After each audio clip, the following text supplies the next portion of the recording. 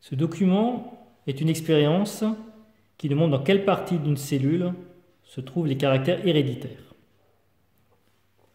Cette souris blanche femelle, fécondée par une souris mâle blanche, ont fabriqué une cellule œuf.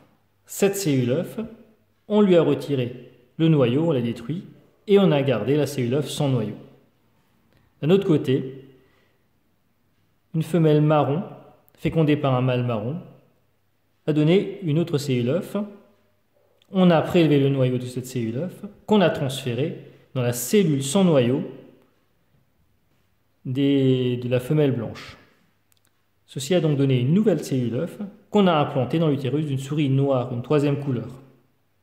L'embryon s'est développé et une souris marron est née. La souris est marron comme l'était la femelle qui a transmis le noyau de sa cellule œuf. Les caractères héréditaires seraient donc transmis par le noyau des cellules. Mais qu'y a-t-il dans le noyau des cellules? Nous avons ici une photographie d'une racine de jacinthe vue au microscope. Nous voyons donc de nombreuses cellules. Certaines ont un contenu bien rond, c'est le noyau. Autour, le cytoplasme et la membrane plasmique entoure cette cellule. Nous avons des cellules particulières, j'ai fait le dessin d'observation juste en dessous, où l'on voit plus de noyaux, mais des structures en forme de bâtonnets. Ces bâtonnets sont des chromosomes. Par ailleurs, il y a toujours la membrane plasmique qui entoure la cellule et un cytoplasme. On ne voit que ces chromosomes lorsque la cellule se divise. Donc nous avons ici une cellule en division, tout comme là.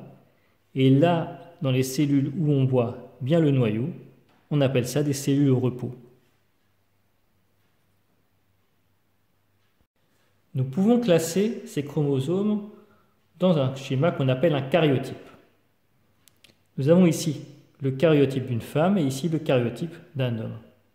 Tous les chromosomes d'une cellule en division sont photographiés, sont découpés et sont appariés par paires et du plus grand au plus petit. Chez un être humain, il y a 23 paires de chromosomes. L'un des chromosomes vient du père, l'autre chromosome vient de la mère. Et ceci pour chacune des paires de chromosomes. Une des paires, les chromosomes sexuels, sont particuliers. C'est la 23e paire de chromosomes. S'il y a deux chromosomes X, nous avons affaire à un être humain féminin, une femme, et s'il y a un chromosome X et un chromosome Y, c'est un homme.